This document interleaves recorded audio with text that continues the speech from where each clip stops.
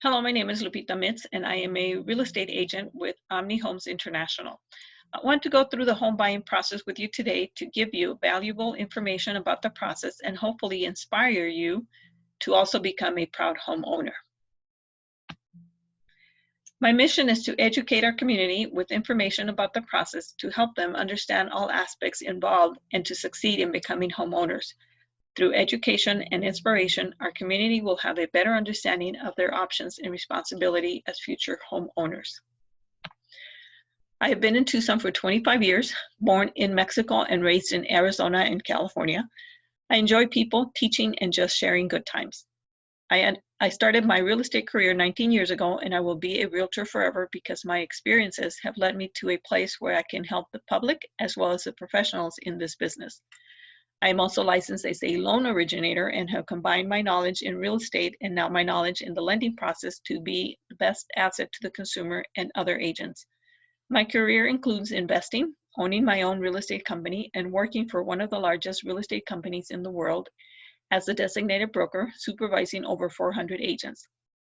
I coach real estate agents, and I am the author of an upcoming book, So You Want to Be a Realtor. I co-hosted a real estate segment in a local TV show, Nuestra Hora con Leti, to help educate the Hispanic community in the home buying and selling process, and I continue to do educational video to educate the public in the best lending and real estate processes. My passion is to help others. So let's get started with step one. Always start the process with a conversation with a trusted mortgage loan officer. Feeling comfortable is key, and getting pre-approved is essential in this market. What is the difference between pre-qualified and pre-approved? Someone that is pre-qualified has at least had a conversation with their lender and has provided some basic information such as name, social security, and work history. This can all be done over the phone. The lender may or may not pull credit at this point. It depends on how far the potential customer wants to go. For a pre-approval, on the other hand, the lender received permission and pulled credit and has verified the credit scores. The lender has also received bank statements, W-2s, and copies of check stubs to verify any verbal conversation. A pre-approval, therefore, is stronger than a pre-qual. Many agents will start showing homes once they know the buyer is pre-qualified. For a seller, however, looking at competing offers, a pre-approved buyer is going to be better than a pre-qualified buyer. Which one would you want to be? Here's what a lender will need to document and verify eligibility. Identification, proof of income covering the last 30 days. So last 2 check stubs if you are paid bi-weekly, or the last 4 check stubs if you are paid weekly. You will need a 2-year history of employment, W-2s for the last 2 years. There are special programs or non-conforming loans where some of these requirements can be different or waived. Of course, these programs are more costly to you. For the sake of this presentation, we will only talk about conforming loans. You may need your tax returns for the last 2 years, proof of down payment and or gift monies. If you are a veteran, you will need a copy of the DD 214. You may also need copies of divorce decree, alimony, or child support court orders in some cases. If you have filed for bankruptcy, you will need to show the discharge documents. There may be other documents needed, but this is a basic list. How does a lender look at your credit? There are 3 credit bureaus: Equifax, Experian, and TransUnion.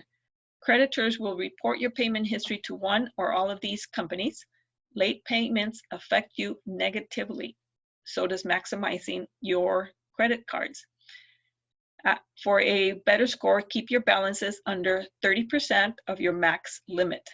Credit scores are divided into different scoring ranges.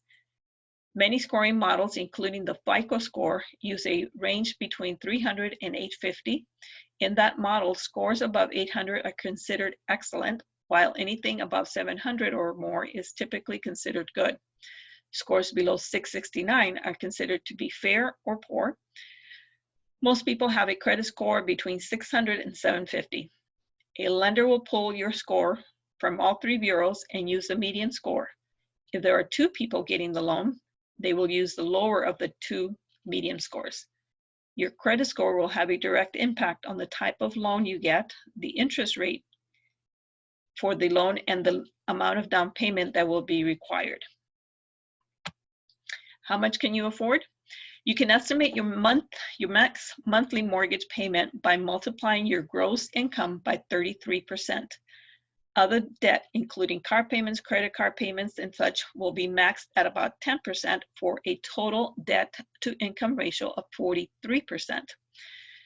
Loan programs have guidelines as to how much debt an applicant can have, and these max payment ratios can vary depending on the program guidelines and/or your credit scores. It is important that your loan officer understand your financial comfort level. If you like going out to dinner a couple of times a week, you probably want to continue doing it and not max yourself out on the house payment. If you start lower, then you can have some wiggle room, and if you find a house you absolutely have to have, you may be willing to give up a couple of dinner dates a week. We want to make sure that you are in the best product and rate to help you protect your investment of purchasing a home.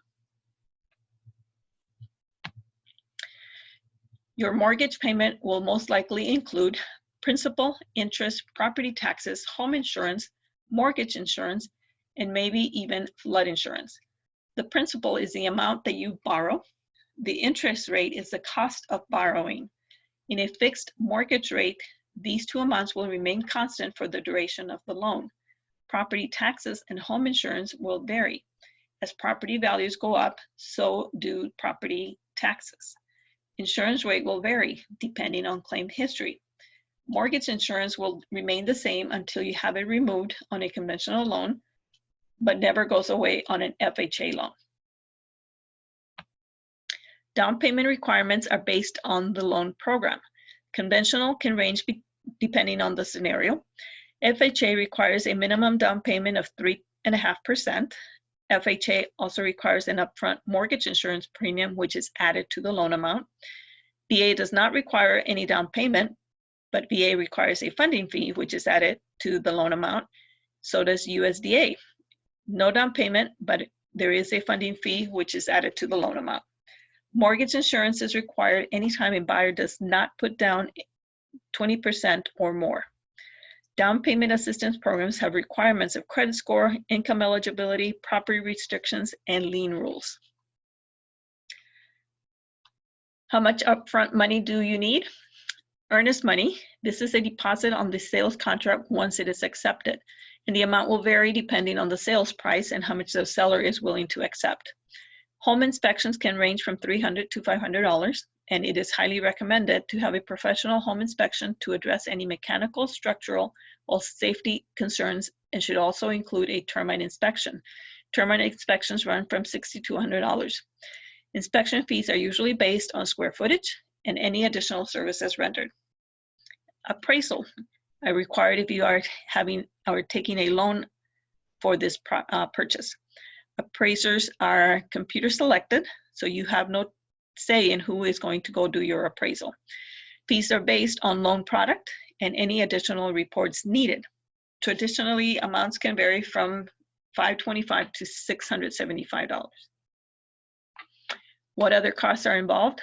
Closing costs are all the costs associated with the purchase transaction. Some are paid upfront, some are rolled into the loan, and the rest are paid at closing table.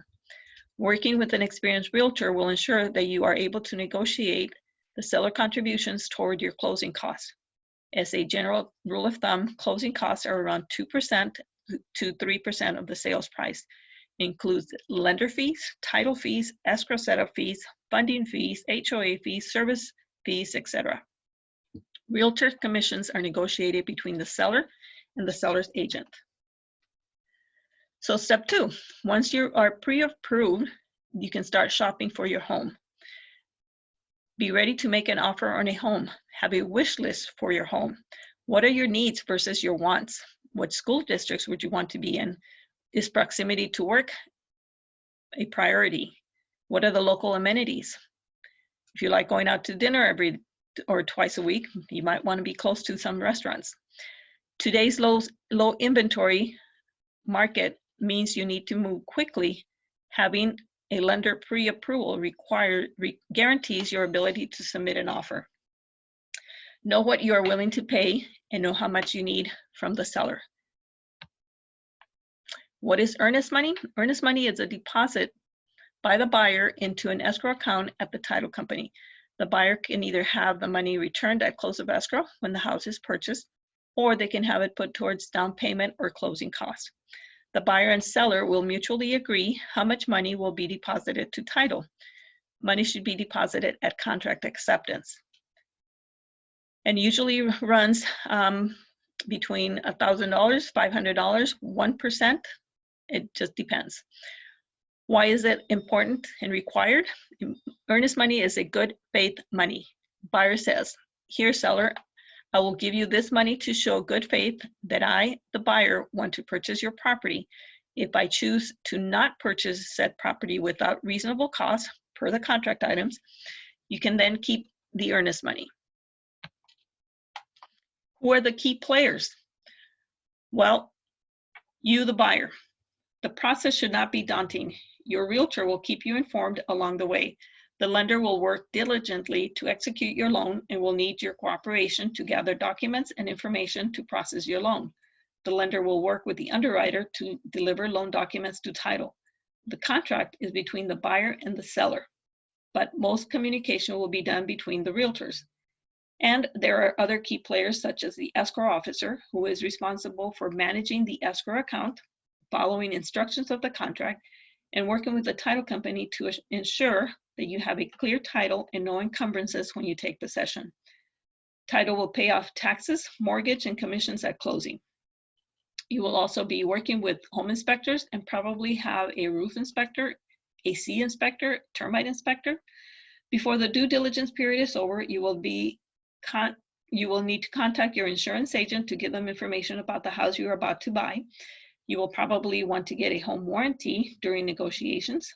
This will protect you should appliances break down or an AC issue comes up after closing. There will be a lot of moving parts, and your realtor will be along your side to help you and represent you and your best interests. Step 3. Once the offer is accepted, the earnest money needs to be deposited at the title company, and the appointments for the inspections need to begin. You have 10 days per the contract, unless negotiated differently, to get all your investigations done. Review the seller's property disclosures, pay in order for the appraisal, deal with any contingencies based on the home inspection and appraisal. When all of this is clear, then you are ready to move forward. During your inspections, please review the buyer's advisory. There are many links on here to help you find information that might be needed for this property. All of this has to be done during your due diligence period. Again, it's usually 10 days per the contract unless negotiated differently. This is the buyer's opportunity to investigate anything and everything that is important to them, including zoning, environmental issues, permits, insurance issues, school, crime rates, anything important to you, the buyer. If it's important to them for you to know if there is a natural death, suicide, or homicide in the property, you need to investigate. This is when talking to the neighbors can come in handy. The BINSR gives the buyer an opportunity to let the seller know everything they discovered during the due diligence period that they might want the seller to address or correct. SPDS, Seller's Property Disclosure Statements. The SPDS will give you a history of the property to the seller's best knowledge. For example, if there was ever been any repairs to the roof or plumbing, the seller must disclose. You should receive the SPDS within 3 days of your offer acceptance. Step 4, underwriting and the escrow period. The appraisal will be ordered, completed, and the value will come in. Hopefully it is at sales price. You finalize your mortgage application, submit any additional documents, update documents, select your insurance company for your home insurance, select your home warranty company, review the title commitment, review any CC&Rs and HOA documentation. Here are some do's and don'ts. During the underwriting process, do continue to make all your payments on time. Do continue to use your banking account as usual. Do continue to keep in contact with your loan officer and realtor regarding any issues, questions, concerns. Do not apply for any new credit or co-sign for any new debt, apartment, etc. Don't quit or change your job. Don't make any large untrackable deposits. Don't max up your current credit cards. Don't go shopping for your furniture yet. Don't make any changes to your current debt, refinance, modifications, etc. Communication with your realtor and your lender will help you ensure a successful transaction. Once everything is completed, you are ready to do your final walkthrough. Should be done 2 days before closing. This allows the buyer the opportunity to inspect that all agreed upon repairs are completed and that the house is in the same condition or better than when the purchase contract was accepted. Step 5, closing and recordation. The mortgage application receives final approval. Closing disclosures are released to the buyer 3 days before signing. Signing at the title company office should happen 3 days before the actual closing or recordation. Any money that is required by the buyer will be brought to the table at signing. Once recorded, title is transferred and you receive keys to your new home. What's next after that? Your first mortgage payment. It won't be due until the following month. So your first mortgage payment is due usually 1 month after you've signed your loan documents. Your payment is paid in arrears. If you make 1 extra payment a year, you can take 7 years off your 30-year mortgage. Your home will most likely build equity. Making extra payments the first 5 years will have the biggest impact on the term of your loan. Consult with a financial advisor or your tax accountant for more benefits of owning a home. Thank you for joining me today. All efforts were made to keep this information easy to understand as well as within legal guidelines. Program rates information are subject to change without notice.